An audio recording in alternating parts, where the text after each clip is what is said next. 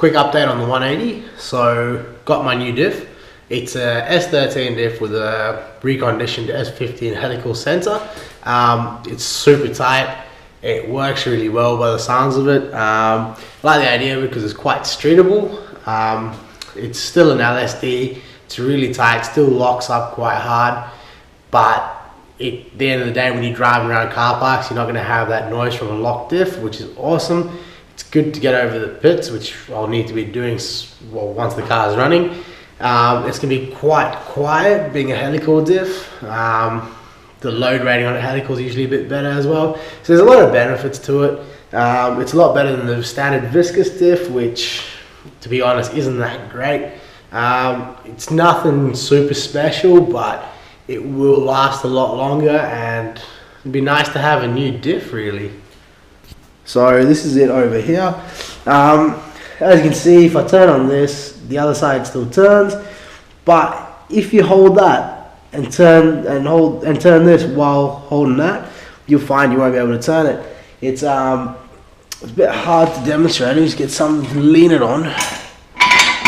So if I put the camera up there, have a look at this. So if I'm turning this shaft, they'll both turn. Hold that side, you'll still be able to get that one-way motion, but you're not going to be able to turn that while this is being held. So if I put my leg up against that, so it's locked in, I turn this, that's locked. It's brilliant. It's going to be awesome for street application. Should be really good. So I'm going to try filling this by myself now, and I've just come from work, so really can't be bothered, so we'll see how we go.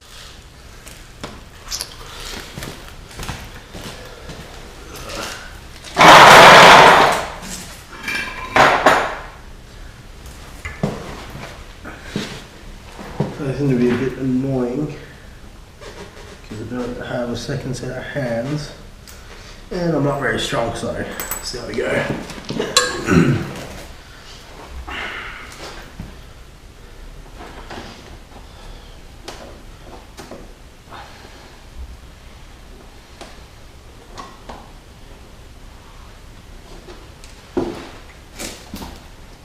Just push this curl back in.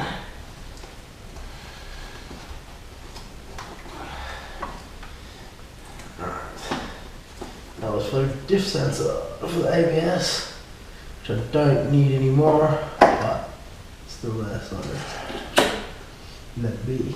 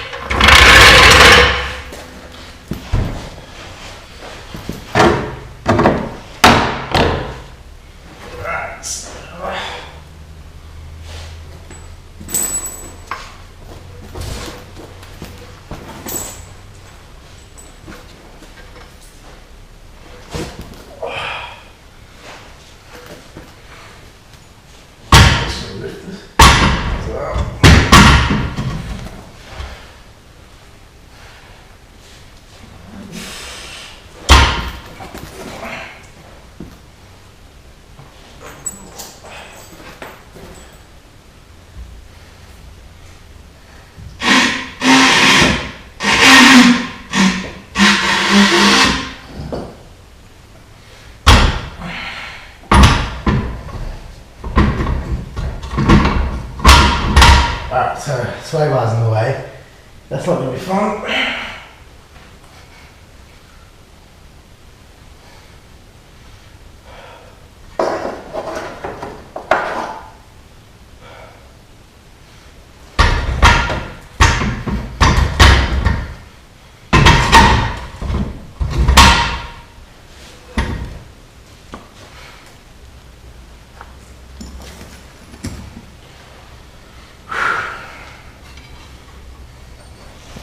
Alright, so I'm going to have to drop the sway bar slightly, just to give myself a bit more room because I don't actually have the strength to push it up there properly, so let's see how we go.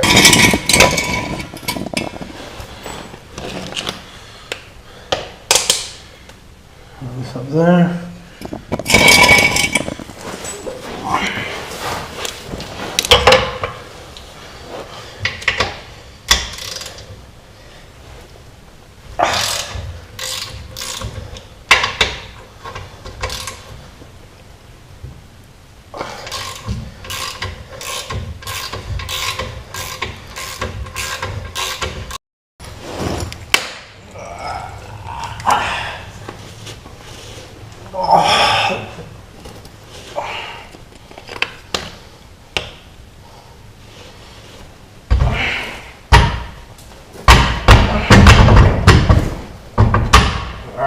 It'll be a bit difficult to do.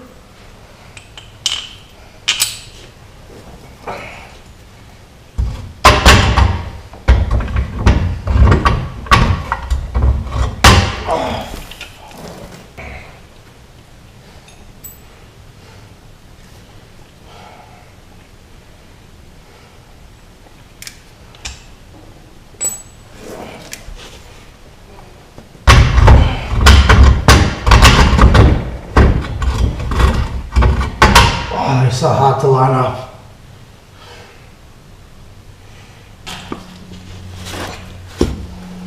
I might have to put it under a jack because I would struggle down.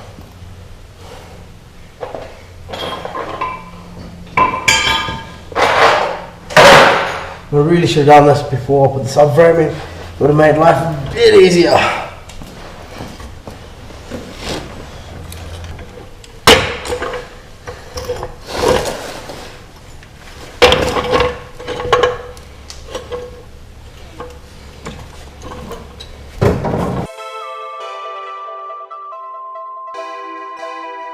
Get at me for beats, yo.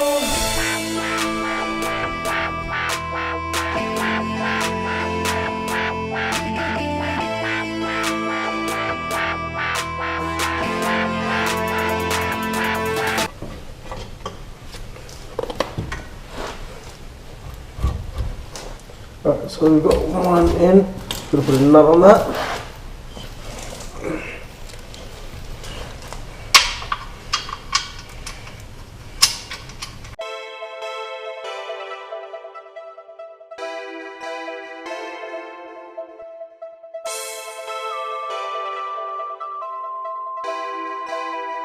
Get at me for beats, yo.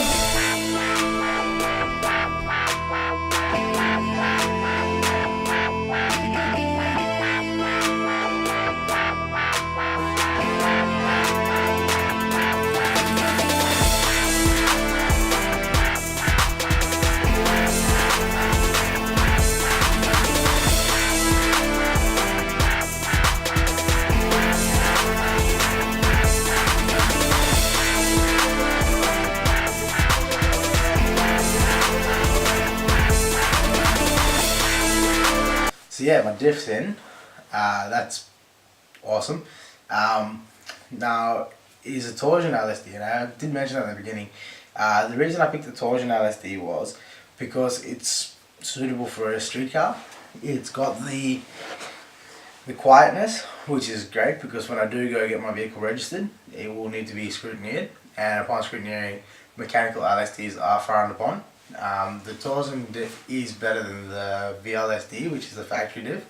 The VLSDs are fluid based, so pretty much never actually locks one to one. It's always one wheel turning a bit more than the other, and the issue with that is as the fluid gets hotter, the lock fades, so you don't get that consistency through it, and it becomes a bit unpredictable and not as diff-like as you'd like. Yeah, so the Torsen diff is sort of in between the VLSD and the mechanical two-way, like your Kazas and your Cusco one ways, 1.5 ways and 2 ways, which most people run because of their locking benefits. But with the Torsen, you got that in between. You've got the lock, bit of slip. Under load, it's gonna lock as long as both wheels are on the ground. It's really quiet, really smooth. It takes a good amount of torque, being gear driven. Its maintenance is sort of less than the mechanical to an extent, because if you continuously change that oil, the gear sets are going to last a lot longer than the clutch packs would. So that's another benefit to it, because the car is supposed to be built for a long-term street car with a bit of fun on the side. So yeah, the diff was built by a friend of mine, Delspec. He runs a diff business and he's been doing it for a long time. Builds a lot of street diffs, track diffs, and just a bit of everything diff related. His work's really awesome, and if you're in Australia, Perth, WA, wherever you are, you really need a diff, he's the man to talk to. Yeah, so from here we can move forward, and I can now get the rest of my rear end done.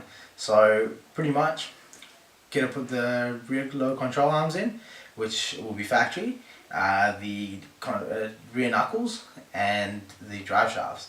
So that'll be my next video, will probably be me installing those things, and the following video after that will be pretty cool because I'll be installing a new spoiler on my car. So keep a lookout for that one, and hope you enjoyed the video.